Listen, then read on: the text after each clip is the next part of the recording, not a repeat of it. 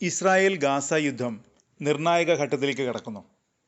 Gaza city പിടിക്കാൻ സർവ്വസന്നാഹങ്ങളുമായി Israel മുന്നോട്ടു പോവുകയാണ്. ഇതിനായി കരയുദ്ധം വ്യാപിപ്പിക്കുകയാണ് ഇസ്രായേൽ. സബ്ര പ്രദേശത്തേക്ക് ഇസ്രായേൽ സൈനികർ നീങ്ങിത്തുടങ്ങിയതായി റിപ്പോർട്ടുകൾ വരുന്നു. സെയ്തൂൺ പ്രവിശ്യയോട് അടുത്തുള്ള പ്രദേശമാണ് സബ്ര. ഗാസ സിറ്റി പൂർണ്ണമായും ഒഴിപ്പിക്കുമെന്നാണ് ഹമാസിൻ്റെ പ്രഖ്യാപനം. 10 ലക്ഷത്തിലേറെ ജനസംഖ്യയുള്ള പ്രദേശമാണ് ഗാസ സിറ്റി. ഗാസ സിറ്റി പിടിച്ചെടുക്കാനുള്ള ശ്രമം കനത്ത ആൾനാശം വിതയ്ക്കും. ഹമാസ് അംഗീകരിച്ച ഗാസ വെടിനിർത്തൽ കരാർ ഇസ്രായേൽ തള്ളിയിരുന്നു.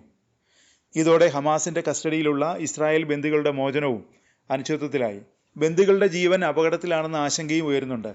ഇതിനെതിരെ ഇസ്രായേലിൽ അതിശക്തമായ പ്രതിഷേധമാണ് ഉയരുന്നത്. ഇസ്രായേലിൽ പ്രതിപക്ഷവും ബന്ദികളുടെ ബന്ധുക്കളും പ്രതിഷേധം കൂടുതൽ ശക്തമാക്കി. അതിനിടെ ഇസ്രായേൽ ദേശീയ സുരക്ഷാ മന്ത്രിയും തീവ്ര വലതുപക്ഷ നേതാവുമായ ഇറ്റാമർ ബെൻഗുറിനെയും കുടുംബത്തെയും പ്രക്ഷോഭകർ തടഞ്ഞു.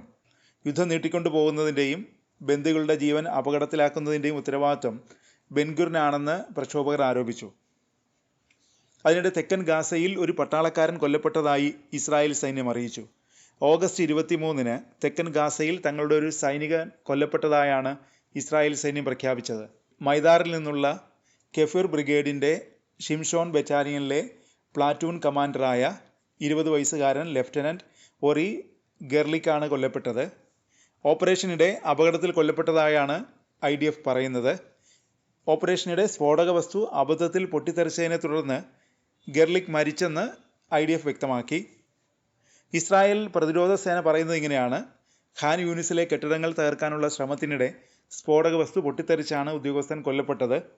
പൊട്ടിത്തെറിയുടെ കാരണം വ്യക്തമല്ല. സ്ഫോടക വസ്തു പൊട്ടിത്തെറിക്കാനുള്ള കാരണം എന്താണെന്ന് അന്വേഷിക്കുകയാണെന്നും സൈന്യം അറിയിച്ചു. ഗാസയിൽ ഹമാസിനെതിരായ കരയാക്രമണത്തിലും അതിർത്തിയിലെ സൈനിക നടപടികളിലും കൊല്ലപ്പെട്ട സൈനികരുടെ എണ്ണം ഇപ്പോൾ 460 ഇവരിൽ 2 പോലീസ് ഉദ്യോഗസ്ഥരും 3 പ്രതിരോധ മന്ത്രാലയ സിവിലിയൻ കോൺട്രാക്ടർമാരും ഉൾപ്പെടുന്നതായും ടൈംസ് ഓഫ് ഇസ്രായേലിൻ്റെ റിപ്പോർട്ടിൽ പറയുന്നു.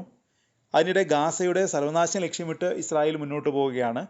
കഴിഞ്ഞ കുറച്ച് ദിവസങ്ങളായുള്ള ഇസ്രായേലി നേതാക്കൾ നടത്തുന്ന പ്രതികരണങ്ങൾ വ്യക്തമാക്കുന്നത് ഇതാണ്: ഗാസയിൽ വെടിനിർത്തൽ അംഗീകരിക്കാൻ ഉദ്ദേശിക്കുന്നില്ല എന്ന് തന്നെയാണ് ഇവർ പറയുന്നത്.